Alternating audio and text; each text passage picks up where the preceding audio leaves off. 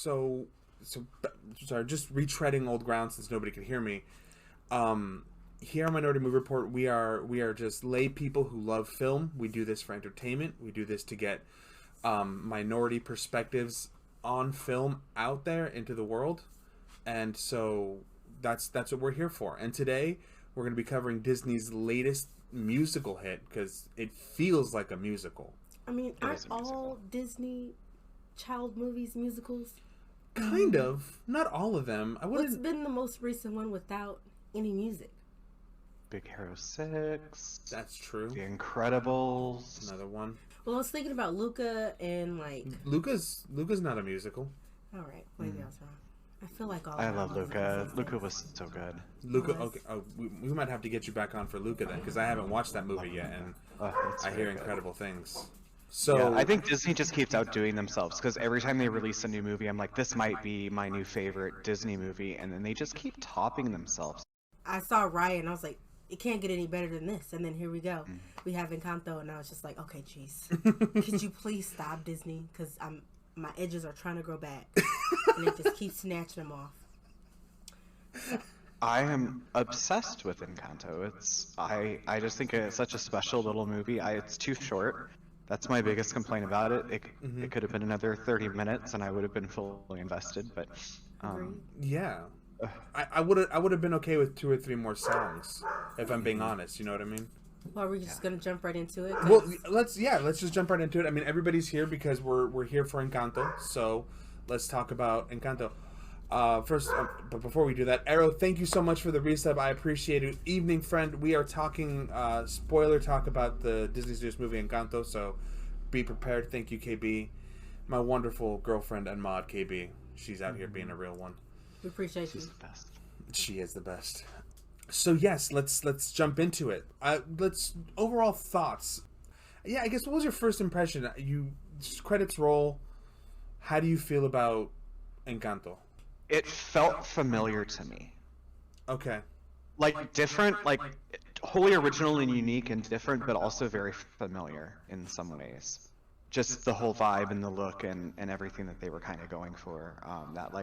Yeah, it just felt very familiar. I've read a couple of the books by the guy. I didn't even know until after the movie was out and I started reading about the inspiration for the movie that, like, I've read a couple of the books from the guy that they got the book that inspired the movie, and okay. A Colombian folk writer from like the 70s. Oh wow! I didn't know that. That's amazing. I didn't even know it was inspired by books. I thought this was like a wholly original, but that's, I mean, yeah, that's fine by me. They did a great job with the source material, I think. It's only very, very, very loosely based off of this gentleman's book, but it's a phenomenal book. It just kind of gave them the vibe and the starting off place, and it's a wholly original story compared to his book. But I mean, they kind of did the same thing with Frozen too, as well. I mean, they do that a lot. That's Disney's jam. They take other people's work and make it beautiful. Fairy tales, folklore, yeah, and make it beautiful. Yeah. It's a great movie, I'll tell you that. I won't lie. I mean, being Latino, that movie hit me in a very special place. It felt like my family. It felt like my family. The way everybody interacted and hung out, like the conversations they had between each other, the sibling, the sibling rivalry, all of it was very familiar. The family, like the sibling competition, like all the cousins, and like they're all very connected. They all have their little, like quirks that they like and that they, don't like about one another. But at the end of the day, they're all family and they're all like very strongly bonded together. And I felt that. Yeah. It was, like you said, very familiar. It felt warm and it felt inviting, and it felt like, like you could for me, you could instantly relate this to your family, even if you aren't a part of. I think even if you aren't a part of the Latinx community, you could still find a character in this movie to say that reminds me of my sister, or that reminds me of my cousin, or that reminds me of my brother. And that's something that I really liked about the movie, was that I was instantly able to connect some of these characters to family members in my family. So I loved it. 100%. I'll just say for me, I deeply identified with the character Luisa, being the eldest sibling. I feel her song had me in You know, tears. Luisa's the middle child. No, Luisa's the oldest. Wait, Luisa's the middle child. Ooh. Who's the oldest? I had to double check because I wasn't Is it sure. the but Wisp? I can't think of her Isabella Isabella's the oldest. It's Isabella, Luisa, and Mirabelle. Oh. I would have thought throughout the whole thing that it was Luisa that was the oldest child, but I guess it looked makes up sense. their family tree and stuff right before we came on because I was curious just to make sure I was right, and that's what the Disney Wiki and everything says. That did seem like a very middle child song / breakdown. Really? So- It felt like Yeah. because she kept telling. So who was the eldest then? Isabella. Isabella's the eldest. Isabella. Okay, so Luisa's the. Oh wow, I could have Actually, sworn Luisa. technically, probably from Julieta's family, Felix's family, I think. Dolores might slightly be. I don't know. Isn't I think Dolores Dolores the- and Isabella are the same age, or close to the same age. Dolores is the one who can hear, right? Who can hear everything. Okay. You know what? That makes sense. Then the relationship between Dolores and Mirabel makes more sense now. Okay, I dig it. Still though, the Luisa's song though just like really hit me in a deeply emotional place. Strangely weird place. Like, it hit me in a couple of strange places, not only emotionally because of the song, but kind of sexually. 'Cause this girl is so hot. She's like so buff, different than right? anything you've ever seen on a Disney movie. You've never seen a body type like that. You've never seen, like, even if you look close, like, she has all these, like, little micro hairs on her neck and her arms, like, where the animators, like, really, like, you know, gave her a different look, and I was just like, oh my god, she is so hot. And then, like, she's, like, obviously, like, a girl group or a boy group, you know, stan. Like, she would have every, you know, boy group record in her collection. You know, Louisa would be like that. Like, I adore her character, and that is one of the best Disney songs that's ever. I agree. Pressure That is was just- probably one of my favorite songs in the movie. Was her song at the first. Rudy asked me the other day. He was like, "Oh, like, you know, what were you thinking about? Like, we don't talk about Bruno." And I was like, "Well, first of all, I did love We Don't Talk About Bruno. We'll get there."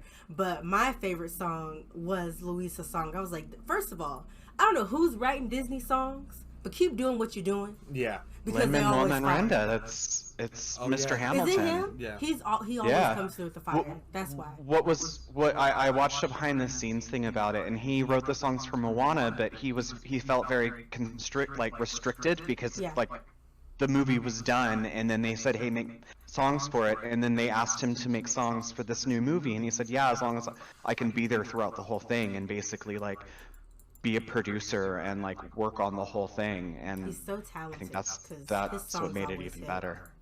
I mean, it was phenomenal writing, and I'm glad I'm glad he had an opportunity to really stretch his legs with this with this format, because I feel like he fucking nailed it, in my opinion. He went to Colombia for some time and spent time in Colombia with Colombian artists, and like, you know, the majority of the music that's played in the whole soundtrack is Colombian artists that they brought in to play all the music. So it's not just some orchestra in LA playing it. It's real Colombian musicians that are playing the music to the movie too. You love to see it when they do things right. It wasn't appropriated. It was just they went down and they got the artists, the musicians to play the stuff. That's incredible. Makes it much more authentic, and it felt real. And I think that's why, because they put the time in this, they put the effort, they did the research, they tried to stay true to the heart and the soul of the story, which I think is very important when you're trying to incorporate different cultures and trying to showcase different cultures, but also make it digestible for young audiences. So I definitely really enjoyed it. I kind of want to get into the characters a little bit. What was your favorite character, Coco? Who did you love to see? Besides, I guess you did say Luisa, but Yeah, I mean, Mirabelle is just such a great heroine. She really is. I love Stephanie Beatrice too, the actress. Like I adore her. Yeah. And just like the vocal quirks and interesting like just the acting she brought to it. I think Maribel is such a special little character, and I adore her, and I think she has a great heroine song. The what is it called? Waiting on a Miracle is. Oh, Yeah. that one was so good. Yeah. Chef's kiss, great heroine, like wishing for the world to be different song that most Disney princesses get. Like, it's her. Yeah, it's really her. She carries the movie on her whole back. It's her movie. But She does. I've been a fan of Stephanie Beatrice ever since Brooklyn Nine-Nine premiered. Like, season 1, I've been watching that show, and I've been really, I'm glad to see her break out of that role of Diaz in Brooklyn Nine-Nine, because Diaz is an incredibly in-depth character from the show, but like seeing Stephanie Beatrice be able to flex her acting legs and kind of expand and really showcase her abilities is incredible. And she was always a talent, but I'm eager to see that Hollywood sees her this way and we can do something with that. he's also in The Heights with Lin-Manuel Miranda Yeah. as well. In the Heights was great. Another Great movie. written and produced by Lin-Manuel Miranda, because he is, songs written and produced by him. I gotta say, as far as favorite characters go, I think I liked the dad. Like, I know the sisters are really cool and everything, and I really enjoyed all of them, but I think the like, or Felix, the other dad. Felix, Oh, yeah. That the short king.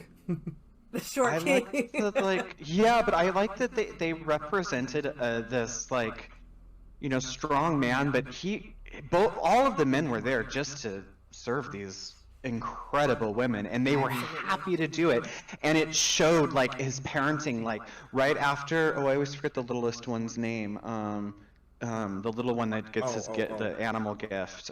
Yes, I was actually gonna talk. Is it Antonio? No, Camille. We're looking Anyway. it up. Yeah. Oh, why can't I think of his name? But, like, right after he gets his gift, they're having, like, a little family meeting, and Abuela goes to sit down, and there's, like, animals on the thing, and he's like, oh, I told them to keep the seat warm for you. And if you look, there's just this, like, little moment where Felix, like, looks at his son and, like, nods and, like, gives him a thumbs up, like, that was just a very gentleman thing to do, and, like, I don't know, just, like, those little touches were just, like, that just made the movie just extra incredible to me. And Felix is the man. Like, I love him. He's so funny, and don't talk about Bruno, how he supports Pepe. And, yeah, I do really, really enjoy Oh, it's Felix. Antonio. Antonio. Yeah, Antonio. Thanks. There we go.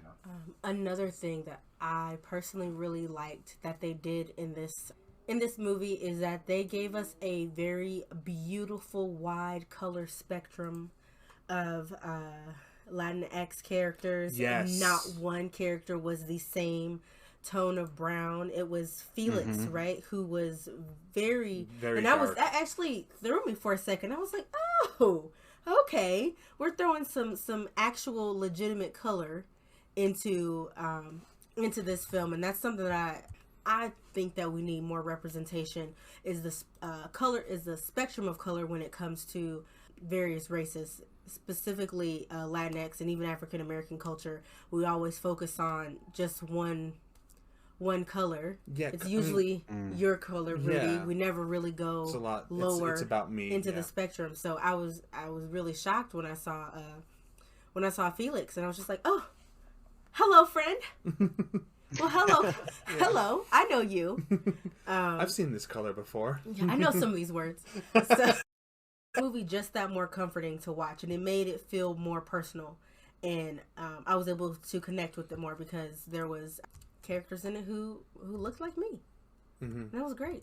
Yeah, colorism seems to be a real big problem in Hollywood lately. They don't care. It tends to lean a lot lighter, so you don't see people like Candace, of Candace's color on screen. If the character's black or brown, they're usually of a lighter complexion. So, for me as well, I'm in total agreement. It was really nice to see the different shades that Latinos can be. Yeah, it was beautiful. Yeah, it was really good. I loved it. It's a little thing like that really makes a movie feel special to somebody who isn't there.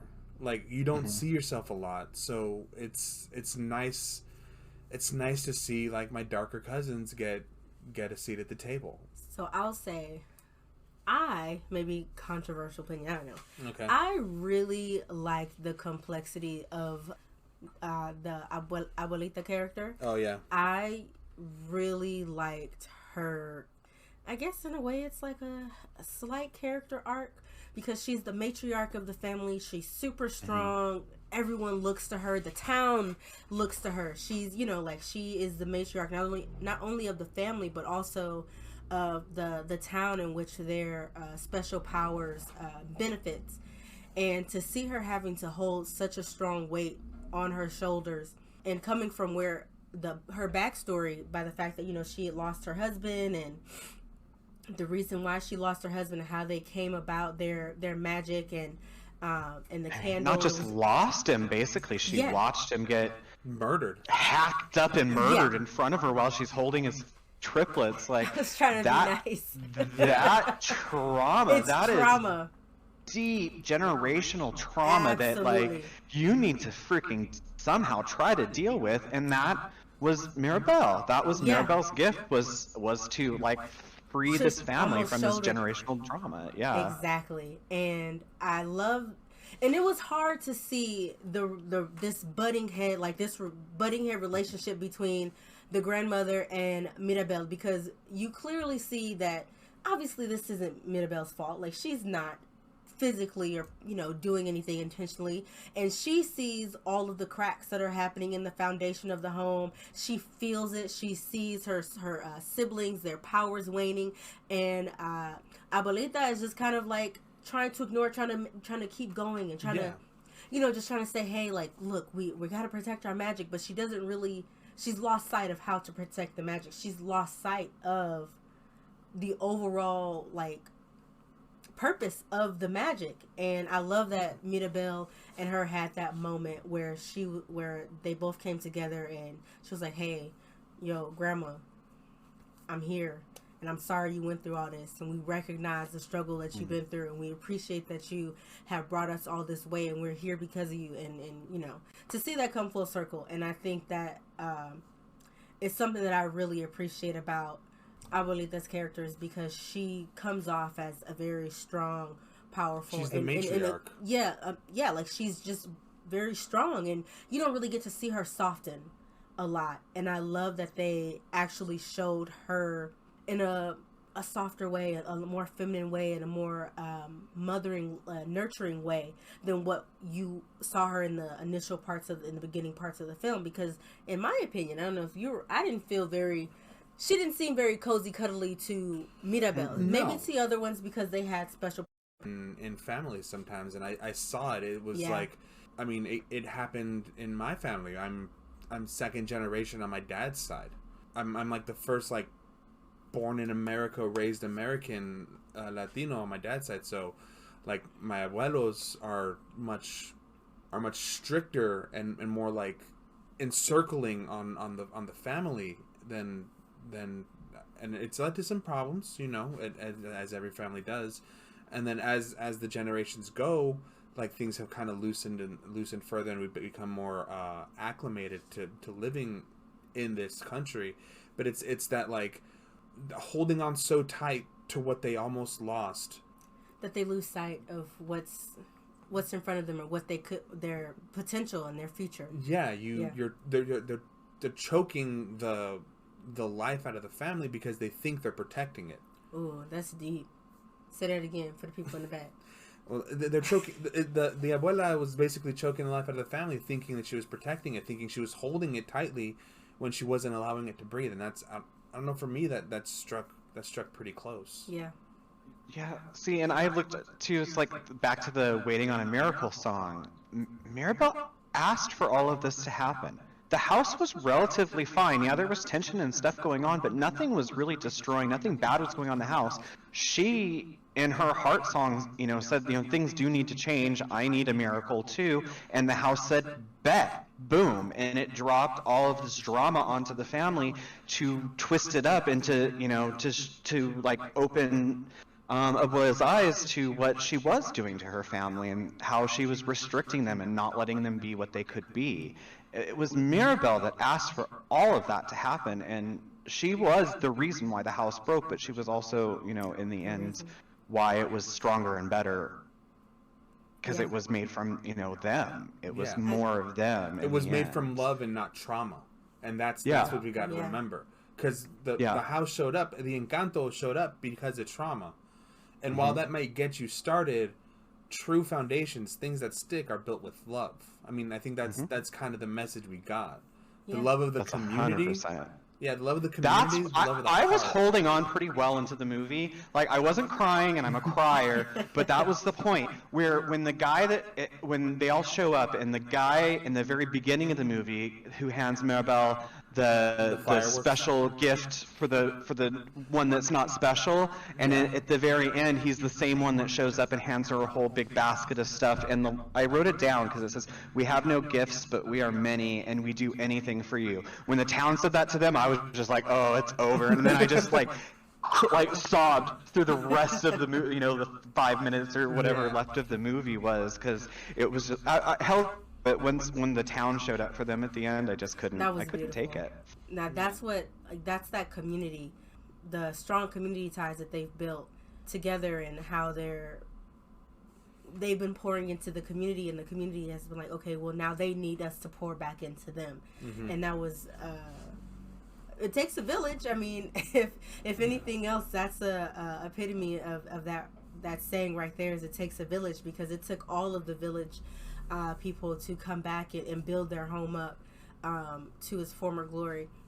And a little bit back to what you said, Coco, was that the fact that Mirabelle was literally the reason why the house broke, but also the reason why it came back together. That was the vision in Bruno's tablet, was that, you know, when it was we don't talk about Bruno. We don't talk about So that's such a bop. I don't care. It's so good. That song is blowing up on TikTok. It's everywhere. So good. My TikTok is 95% Encanto. We don't talk about it 100%. Like, it's just, I've accepted it at this point, and I love it. Like, it's all Encanto, and then mostly Bruno. It's so good. Bruno got like John Leguizamo plays Bruno, and like I heard him speak for the first time when Mirabelle finds the alleyway in the house. And so she like through the picture, the picture, so she followed the rats. When she and they it's really fun because they introduce Bruno the way you introduce villains, because he's been built up as this villain, and then you get to his room in the house, and he's sad. It was so when they showed the plate drawn onto the thing. Oh it was God! just like, don't even talk about the plate. I was like, oh, I can't. I gotta pause. The plate. Yeah, heartbreaking. That one hit me right here. It hit me right in the. It took me. That was the moment I knew. I was like, okay, Disney, y'all not here to play. Here you are. Okay, here we are. He sits down with them for dinner every night. I was like, fuck. That one hurt. That one hurt my heart.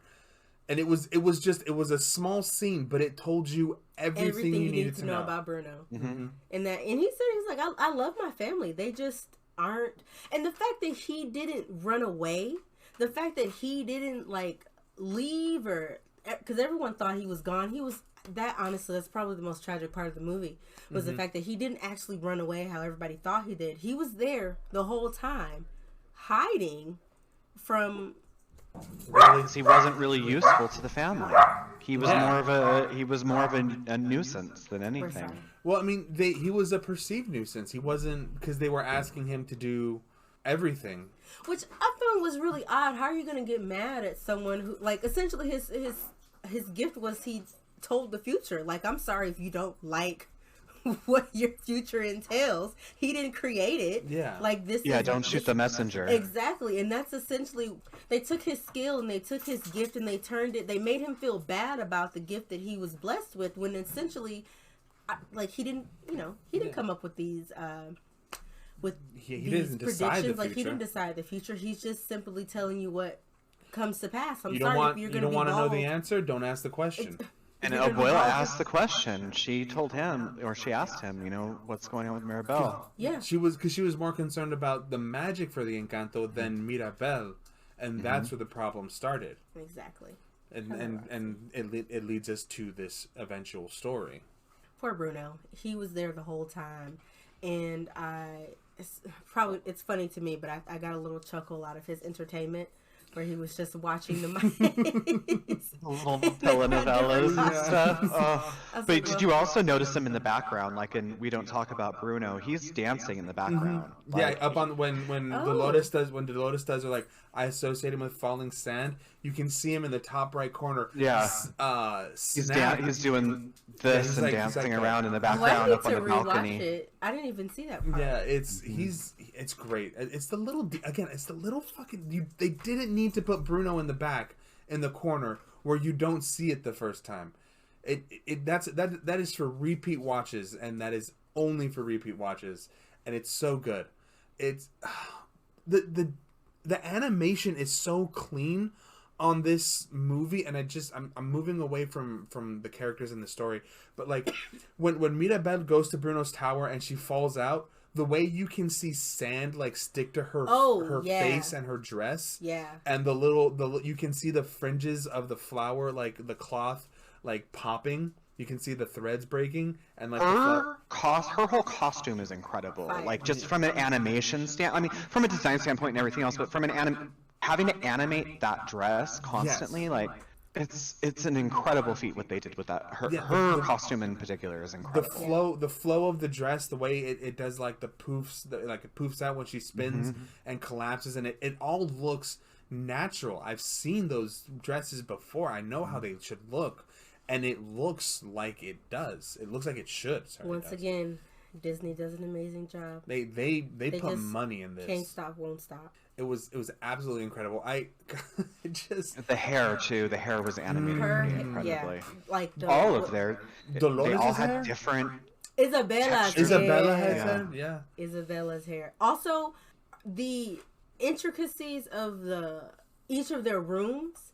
Like, I guess we really only see 3 rooms. You see Bruno's room, which is like the sand and the sand dunes in the tower. And you see Antonio, right? That's the youngest one.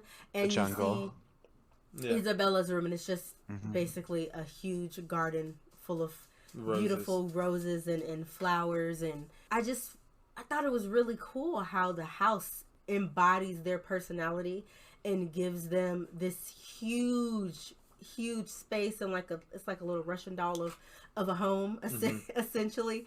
And each of those rooms play to their personalities and their gifts. And I really wish we would have seen Luisa's room. Like, do you think it would have had like all gym workout? I've seen the concept art for it. There's drawings, and it was like kind of like a gladiator room. It was all like made out of stone. There were a lot of places to work out, but there was supposed to be a secret door that led to this brightly colored theme park where there's roller coasters and rides and stuff for her to like unwind in. That was like the original concept that it just never made it to screen, but that's kind of what they wanted to do, I guess. That's adorable, and I wish I would have seen more rooms. I would have wanted to see more. Like, what does Dolores' room look like? What does someone with who can hear a pin drop? What does their room look like? A padded cell somewhere that would shut off everything from the outside world. If I had that power, that's what I would want, because that's overwhelming. She can't shut it off. She hears everything. She knows everything. I don't think she can shut it, or like she can hear from the outside, because I remember at some point in the movie she was like, "Oh yeah, Luisa's eye was twitching all night. I heard it." When Mirabel's trying to figure out what's going on with the house. Yeah, she's like, you hear somebody's eye twitching? I would be driven absolutely wild. Yeah. I would not at all like. She has to walk around with earplugs in or something. Yeah. So I will say I think one of my favorite scenes in the entire movie is Mirabel and was it Bruno? She was standing up they were standing across Isabella. And they were standing up across, they were having this conversation, and basically Mirabel was like, don't tell anybody that the house is breaking down and everything. And then they said, don't tell anyone. No one's gonna know. And then like the screen, like the camera shoots over to Dolores, and she goes, I And then the next scene around the table is so just like it's just so familiar. It's just We've such all like a been there. thing like with big families, and like I have a really big family too, and it's the same thing, like, and their eye contact, and it was just it's so just a lot perfect and so real. I've done that like. And I just kept thinking, especially after multiple views, like Bruno was on the other side of that wall watching that all go down He too. sure was. Like Absolutely he watched that crazy bad proposal tank. Oh, that was Which was also hilarious. No, 100%. The proposal was funny. I love that so much. And everybody's just like, just down the line, everybody is finding out about the magic. the game of going telephone. away. Yeah. Happening right at the dinner table. That was actually probably a very familiar scene because, you know, anybody with a big family and who has not even secrets, but just something that not everyone should know, or, you know, just a little. You get a tattoo, you tell a second cousin hears, and like, don't fucking stop. Don't do it. Don't tell mom I'm high. Yeah. And then by the end of the dinner, mom knows that you're high. Mom thinks you smoked meth, and it's like, what? No. Oh, not crystal meth, Mom. Just regular meth. It's better. It's better for you. Like, so what are your overall thoughts? I mean, what else do we? Well, what else do you guys want to I guess I want to ask you a very difficult question, Coco. Mm. Is there anything you didn't like, or you thought could use some improvement? I mean, I know at the beginning you mentioned it feels a little short, but is there anything beyond that you're like, that could have used some work, or I don't understand that. honestly, I think it was kind of a perfect movie. I really hope they make a sequel to it, especially now that the Encanto is split open and there's, you know, opportunity for people from the outside to come in. I think that would be really, really interesting. I just don't think that the story is done. I think that they need to. I definitely think there needs to be a sequel to Encanto. So for some reason, and maybe it's because of the way they made the previews, which I kind of like that the previews didn't reveal everything in the movie, which is, I think, how a lot of previews do. For some reason, I thought that this would be more of a quest. You know what? Kind of like a Moana quest. Like, she had to go somewhere and she had to do some things to bring back the heart of Tafiti, to put it back in her. So it was kind of, and same thing, I guess, with Raya. I was just kind of expecting a little bit more of a magic quest. You were expecting like a grand adventure, like Lord of the Rings. They go to the place, and then they get this thing, and they bring it back and save the house. Like or she had to go somewhere to get this thing, to get another candle or relight the candle. I don't know. For some reason, the previews for me made it seem like she was gonna go on this grand quest to save the house before it broke, and then she was gonna come back. And I don't know why I built this up in my head this way. It was not how it happened in the movie at all. But if we're being honest, the trailer made it seem that way when they did that little scene where like she's looking up at Bruno's tower, and she goes, "At least I don't have to walk it alone." And then her bird friend flies away. Which, by the way, was cute. Alan Tudyk is the voice of the bird. Yeah. Why Alan Tudyk is the voice of the bird is beyond. He was also Tuk Tuk in Raya and the Last Dragon. Because he's wonderful and we love him. What is the chickens? I always forget the chickens. Hey Hey? Hey Is that Hey. the chicken's Hey name in Moana? I think it's Hey Hey. Yeah. Oh, come on. He was Hey Hey too. Yeah, But yeah, the fact that they brought him to be the toucan is just, it's so stupid, and I love it. They don't need to, and they do it anyways, and I love that. I love that for Alan Tudyk. Let that man have his money. He's done enough for nerd culture and just acting in general. He's an incredible actor. Like, let that man just cash in a Disney check for making toucan noises. Agreed. Yeah. He was a great toucan. He's in there, he's in and out. He's in for 2 hours. He comes out. He gets the cashes check. Good to go. It's good stuff. So I guess for me, as far as like anything I could improve on, I'm kind of with you, Coco. This almost feels like a perfect movie. It's very good. What? Perfect? It's almost perfect. I don't want to call it a perfect film, but it is definitely in my top 5 of 2022. I know it came out in 2021, but it came out in December of 2021, which technically puts it in 2022. There are some definite, like, nonsensical things and things that they definitely could have worked out maybe a little bit better especially when it comes to the magic, but you kind of, like, forgive them about that. Like, one thing that I still find weird is the doors. Because, like, they all have, like, all of the adult children's doors look like them currently. Oh. But the only exception to that was Antonio. Antonio is the only child on his door. And, like, I was just like, that's kind of weird and slightly inconsistent. Like, So does the door grow with he should have them? been an adult on his door because they were all adults. But weird little things like that. Yeah. But, I mean... That's interesting. Question. The very last part, I guess, is it like an open-ended, or maybe I just missed it because I'm dumb. The very last part, Mirabelle goes to turn the handle and the door ignites as if she is also getting Her door. Mm. I kind of feel like they left that one a little open-ended for us, or maybe I felt that way and maybe you guys had a different perspective.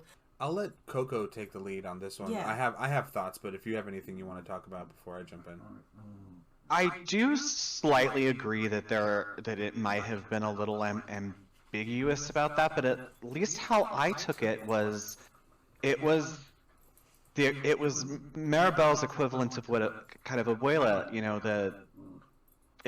the magic came from her. Mm-hmm.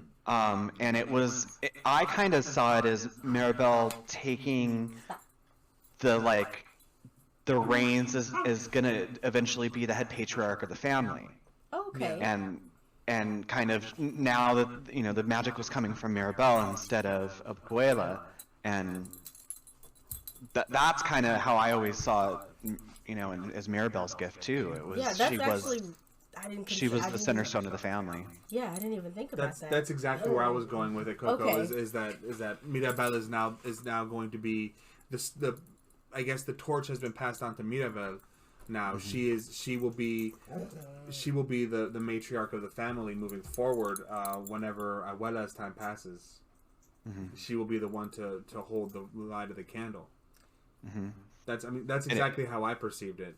It's good. like the Encanto is her power, or the house is her power. Oh. Because the house worked for everybody, but everybody treated the house kind of like a servant, or like you would kind of like a dog almost. So you're like, oh, that's nice, thank you, and then you like go, and then you do your own thing. You're living your own life. Thanks, Ollie J. Ollie J says, definitely saw it as a moment of breaking generational trauma. She wouldn't let the old ways dictate the way she would go forward. Also true. That's a good definition or way to see it. I just saw it. I'm with you, Coco. I just saw it as Mirabelle taking the torch, and she will be the one to handle the family, because she treated the house like a person. She did. Actually, I like that she just brought that up, because in reality, you don't really see anybody else speak to the house the way that Mirabelle speaks to the house. Like, she actually she interacts with the house, and the house interacts with her. Mm-hmm. Like, you don't really see that connection with the house and any of the other characters besides Except for a little bit with Abuela. You do see a little bit. Abuela does talk to the house. The house does things for Abuela. You know, even just moving the chairs around so Maribel up talking to Luisa and stuff. Like, I think, it felt like to me like she was the only other one that really bonded to the house, and that's kind of, you know. That is, I guess, in a way, I guess that is her magic that she didn't realize that she had. And I need to rewatch it for a second time, but I don't recall any of the other characters communicating with the house, communicating with them as much as the character communicates with the house, as like you just mentioned, Abuelita and Mirabelle. Like, I can't think of, and maybe a little bit with Antonio, but that's because he was with Mirabelle during the time of the interaction, I guess. Yeah, the casita used its like dying last bit of energy to protect Maribel when she was trying to get the candle. Oh my god, another part that rocked me. I don't know why. That movie, I know you said you're not a crier and you held it together pretty well, but this movie made me cry at multiple points. Yeah. Multiple points. I was like, I'm gonna be okay. It's fine. Are you though? Are you gonna be okay? I mean, I was Okay. eventually, but like this movie hit me directly in the heart, and I don't know why they did that. I don't know why Disney invested so much money to make me cry so hard during They a make this children's movie. specifically for you. Rudy. Yeah, no, it's Yeah. honestly rude. They're in the business of emotional torture. Mm. Disney has always done it. Like, as far as I can remember, back as, like, there's so many Disney movies that are just trauma. Just Toy Story 1 is trauma. The Lion King.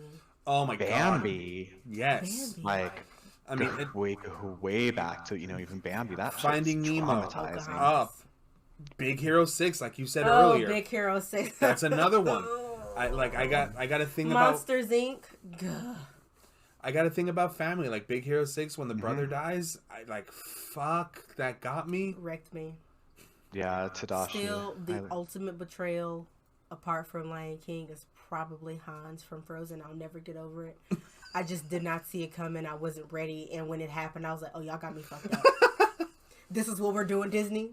This is the savagery that we're on, Disney. Okay. That's cool. Frozen is genius. It was- is. And the second one is Hans. nearly as good as the first On one. site. They're- Oh yeah, and the second was also really good. Like, I don't usually like sequels, but Frozen 2 was an epic sequel. Do you not like sequels? I really don't like sequels. I guess when you do like a sequel, you like love it because you won't like Bad Boys 2. You absolutely love. But That's not a sequel. That's like a shift of generations. Like Bad Boys 2, I think is better than the first one. Oh, Okay. absolutely. Bad Boys Absolutely. 2. Yeah. I You can't agree. compare that. No, That's something yeah. completely Okay. different. See, Bad Boys 2 is absolutely That was- the better movie. Like let's not pretend it's a close second. No, it is far and away above. I the enjoyed first. Bad Boys because I came up on the first Bad Boys, but when the Bad Yeah. Boys 2 came out, I was just like, oh shit, Yeah. what the fuck? I wasn't ready. Yeah, I mean, it was Michael Bay when he was at his best. I just love when Michael Bay flips cars and I blows know- shit up. I like Hard- Michael Bay. I don't care what people say. Hard tangent. Great job on Transformers. Michael Bay is Yeah. really good, but Michael Bay is only really good when you tell him what he can't do. Because if you give Michael Bay a blank check and say "Go off, King," you've lost the movie. Because what You was get it? Pearl Harbor. 6 Underground. 6 Underground wasn't that bad. It was not that great. Wait, I might be thinking of it. That's the Ryan Reynolds Netflix movie. Oh yeah, it wasn't great. It wasn't bad though. Yeah, but it was. I mean, it's not memorable. Okay, no, that boat scene was memorable. Shut up. Okay, What are we that talking the Ryan Reynolds Netflix Oh, movie. I Six didn't Un- see it. It's a lot. It's a lot. It's a lot, but that boat Was it scene, the Michael Bay? electromagnet, that was memorable. Come on Netflix now, that basically was unique. like, "Here's Hey, a blank Michael check. Bay. Go do your thing." Just blow a bunch of things up Mm-hmm. and drop a bunch of things from the sky. Yeah, absolutely. Okay, that's Michael Bay's specialty. I don't mind turning my brain off and watching movies like that. That's why, like, I love the Fast and the Furious franchise. Oh, so like good. just to sit and watch shit blow up and people do stupid stuff in I'm cars. not watching 100% Fast in. and Furious for the logic. I'm not watching Fast and Furious for any type of sense. Yeah. I'm watching it because because I'm invested in the characters Yeah. and I am Family. invested in what they can do next. How are they going to top the last movie? And this is how we go off on tangents. This is how we make what should have been like a 45-minute episode like an hour. Oops. No, it's fine. I honestly I love it, and I never want to put a restriction on what we talk about. I never want to railroad us. But me, like, if you ever listen to past episodes of Minority Movie Report, me and Candace don't know how to stay on topic. We can't. We the structure is the movie that we're like. We eventually get back to it, but we definitely We digress. we tangent a lot. It happened. Roxy, get on. So Coco, do you recommend this movie? Well, I think I recommended it to you. Yes, you did. You're like, you should watch it, and I was like, well, Coco said it's great. I should watch it then. I've pretty much, everybody I've said I think should watch it. I think everybody, regardless of your background or your race or anything, I identify with this movie somehow, because the root of family is, what it's really, really about. Yeah. And the music is so good. It's so very good. You can tell there was heart put into this, because it's like there's like an old jazz quote. It's like you can play every note, but if your heart's not in it, you're not playing the music. Ooh. Mm-hmm. You're like really deep tonight, Rudy. I have quotes. I'm here for the quotes. So yeah, I mean it's that same thing. You could have taken the same music and given it to a Los Angeles orchestra, but they would never play it the way somebody trained in that history and that culture would play it. There's no heart behind it. You're just gonna play the notes, and yeah, it'll sound good, but there's not gonna be any heart or any soul behind the music, which is the whole point of music. This was the first Disney movie to have a fully non-English song. True. It had The multiple. Mariposas? Yeah, the Two Caterpillars song. Yeah. Yeah, that was really beautiful. The one where we watched the Heartbreaking. abuelo die? Yeah. But I think there's two, because there's also Colombia Mi Encanto. It's another one that's yes. fully Spanish. That's the kind of carnival sounding, bop when Antonio gets his room. Oh, yes. That was a good. good one. That was a very good I'm one. just gonna go back and listen to the soundtrack apart I from the was- movie. That's usually what I like to do after I watch a movie, and I'm like, "Ooh, this is a cute song. Oh, I love this song." I'll go back and listen to the actual soundtrack of the movie. So I think I'm gonna put this on while I go to the gym and run it out to some "We Yeah. Don't Talk About Bruno." That's a good treadmill song. Mm-hmm. The Yeah, soundtrack I was like doing yard work earlier, and I was listening to it. So yeah, definitely. Yeah, it's definitely like it'll get your hips moving. for sure. Yeah, for sure. So, I guess this is a recommend from all of us. If you feel safe enough to go watch it in theaters, I also recommend doing that, because the way the sound from those movie theater speakers just play so much better. Or if you have like a really good set of headphones, I also recommend doing that, because the music and the sound design in this movie is so incredible. The song between Isabella and Mirabel was also a very good song. Yeah, that was good. Their What else little can I do? rival song. Yeah, what else can I do? Yeah. I especially like the way it started, because it sounded like music coming in backwards at the beginning, which obviously highlights her like, well, this isn't pretty, but it's good. I can do something with this. I also love that after that whole what part was it? She made the cactus. Mm-hmm. My question is, why is being pretty more valuable to a community than her growing food? Because you'd think that she would be able to be growing vegetables and stuff for the community Instead to of be just a eating. bunch of flowers. Instead of roses and shit. Why was that? I guess to continue the line. Yeah. Yeah. So she's the eldest, she needs to continue the line, she needs to have more children, there need to be more magical children. Also interesting, all of the males took the maternal name. All of the males, the fathers and everybody are madrigals. Yeah. They all take That's that true. last name. I hadn't thought about that. Find out. Because the Felix and Pepe are not madrigals by blood, they would have They come married in Yeah. to the family, but they still have the magical last name. They keep the magical last name. Yeah, non-fruit bearing flowers. The first fruit bearing flower she grew was a cactus. Mm-hmm. Yeah. So I mean, I guess the thing was, back to your point. They never asked They more of never her. asked her to grow anything else. They never expected her to be anything more than just super pretty and super perfect, and that's what she was supposed to do. They never expected anything more from anyone else besides what their gifts were. Like, I'm pretty sure Luisa had many other gifts than just being super strong, but nothing else was required of her. And they never really allowed, it seemed like that the families, Abuela. you're right. Abuela she wasn't really here for it. She wasn't trying to hear it. Honestly, she wanted to say, hey, listen, yes, and the dress change at the end of the song. It was cute. She pretty much wanted everybody to do what they were supposed to do. Everybody's supposed to march to the same beat of the drum, and nobody's supposed to go off script. And I really don't care what else you can do, because right now you're supposed to be doing this, and this is what you need to do. Yeah. So towards the end, we see that she's like, hold on, I can actually do more than grow just pretty flowers. And like you said, that was Ali J pointed out that she only grew non-fruit bearing flowers, and the cacti was the first flower that she grew that bears fruit. Yeah. Bears fruit. So I guess she can, and then hopefully, yeah, we're talking about Abuelita. We're talking about Abuela. Hopefully, maybe like you said, if we open this up to a second movie, we'll be able to see the characters, like their growth, the dynamic aspects of each character and each of their talents, because I'm pretty sure they can all do more.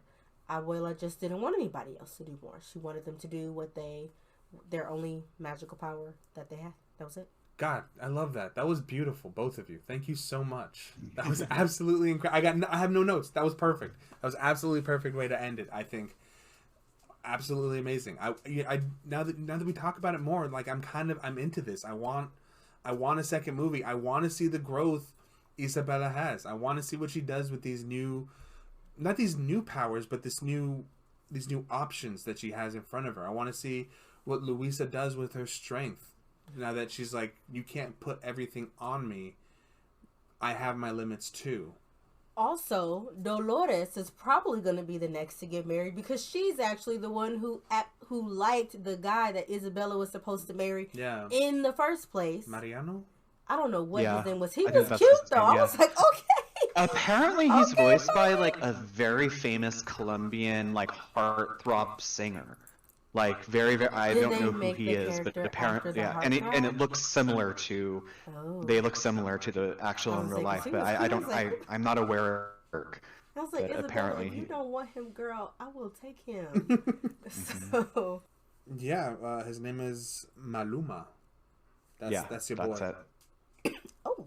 Yeah, Isabella, girl, send him my way. No, don't tell Trey. But I think that we'll have more magical children on the way, even though it's not from the eldest, the second oldest, or I don't know. Would you establish the age order? No, Isabella's the oldest, then Luisa, then Mirabel. What about Dolores? Dolores is a cousin. Dolores' cousin. She's the oldest of the cousins. Well, she about to have some babies with that cute dude. So, boom. More magic. Those are some good more magic kids. Babies. More she's colorful. Felix and Pepe's daughter. Caramel, beige, whatever color magical babies we have. I know we're rounding it out, but Tia Pepe probably had the most influential power. I mean, that her emotions. Was it Luisa? I told you Luisa was the oldest. All right, Snap is saying Luisa's the oldest. I thought so too. But going back to Tia Pepe, and I know I was about to end this, but I just had a thought. Oh, her ability, her emotions dictating the weather around her, like how hard does that have to be that you have to keep your emotions in check to make everybody else happy? How wild is that? Like you're not allowed to show weakness or despair or anything, because then you ruin everybody else's days. Not even everybody else's day. Like her mood affects crops. Her mood affects food and livestock. Like she has to keep it together for everybody. So not just her family, but for the village. That's a lot of weight to put on just one person. And the family that she came from, girl, I don't know how you've been keeping it together for this long. Mm-hmm. Luisa is a character. She's the middle daughter. Yep, middle child. Got him. So, yeah, I that's a great point that you bring up, is the fact that she is carrying hell of a lot of emotional weight on her shoulder, because she has to keep it together so that the town can... and think about it. She has to be sad during certain times so that it can rain, and she has to be happy during certain times so that they can get sunshine, and, like, I don't think I want that magic. As hell. Her anxiety is like, she has like those anxious twitches she does and stuff, because she's so, she has to keep herself under check all of the time, because the person that complains to her constantly about it is Abuela. Abuela is constantly on her when there's rain clouds or you know, she's feeling kind of blue, And- so she's not allowed to feel her feelings. She Yeah, can only and feel the poor- feelings that Abuela wants her to feel. And poor Felix is just like, mi amor, don't worry, I got you. Like he's just there to be her He's emotional a support. real My one. short king, I love him. Let me find out Felix is out here. There's a line where supporting- don't talk about Bruno, and she's like, stops. Are you telling the story or something like that? Oh yeah, And he he's goes, just like, are I'm you sorry. telling the story? He's Am I? like, And he goes, I'm sorry, mi amor, and he trails off. Oh, such a good line. I think Snap saying, I was watching it the other night with Snap and KB and a bunch of people, and it was Snap said the same thing. It was like one of her favorite lines from that song, from the Bruno song. So good. There's so much to unpack. I can in talk about this movie movie for hours. It's so good. Yeah. It's absolutely insane how good this movie is. Disney has no right. I know they were going to rule the world one day, but I'm not mad about this. And you can already go see Mirabelle in the parks. They have actresses that they've hired, and they're in the There's our parks cactus already. right behind you. Oh yeah, look, there's a cactus right behind you. This is a great song. Yeah. The visuals are incredible That's what too. I'm- The changing of it's so good. Yeah. Okay. I've seen it at least 10 times now. So I'm obsessed. I did once in theater and like twice at home already, and I'm down for more. And I listened to the soundtrack today while I was at work. I've only seen it once. I'm behind. Yeah. Get caught up. I'm trying. I do. It's very good. Fuck, it's so good. But yeah, anything else like Coco? Anything you wanted to? Do you want to we hit on promote everything? anything or talk about anything else before we sign off for the night? No, I can't really think of anything off the top of my head. I wish I wrote it down, but I've lost the page of that book to tell you to read. But I guess I'll put it in the Discord if people are interested. The book that this movie is based off of. Yeah, please and thank you. I'd really appreciate it. For sure. Like even if it's a kid's book, like I love reading source material that like stuff is based on. I read the first 3 Dune books because Dune 1 was coming out. 100 Years of Solitude. That's what it's called. Okay, 100 Years of Solitude. 100 Years by Gabriel Garcia Marquez. Okay. Highly, highly, highly, highly recommend. He's a great author, but that's what kind of inspired Encanto. There, that's the name of the book, guys. If you want to go look it up and check it out, I just cannot recommend Encanto enough. If not for the music, for the characters. If not for the characters, for the story. Like, if not for the story, for the visuals. The visuals, the animation. It's phenomenal. There's gonna be something about this movie that you like, and this is as far as animated movies go, this is on par with Into the Spider-Verse for me. Like, I think that the animation is that beautiful. It's that good. The story is it's honest. I feel like it's an honest story about a minority family and the generational trauma that we deal with. And I just can't praise this film enough. This is probably one of the deepest minority movie reports we've done in a while. Coco, thank you for bringing us Thanks these for having hard-hitting me. questions and like getting us to go all deep in the film and like our feelings and shit. We appreciate it because this was real. Coco, you've I been had fun. absolutely amazing, and I hope this has been a pleasant experience for you, and that you come back on to Minority Movie Report because I'd love to talk more movies with you. I love movies. Anytime, tell me, and I would be happy to. I love movies. Absolutely, we'll schedule something in the future. But I think that's gonna be it for us, guys. Okay. Chat. Thank you so much for being here. Can I get hypes in chat for Coco for being an amazing guest? And hypes in chat for Candace for being an amazing sister and incredible co-host. I love you guys. My name is Rudy. I'm Candace. And our special guest is Coco. Coco. Beautiful. Thank you guys. Take care of yourselves. We love you. Have a good night.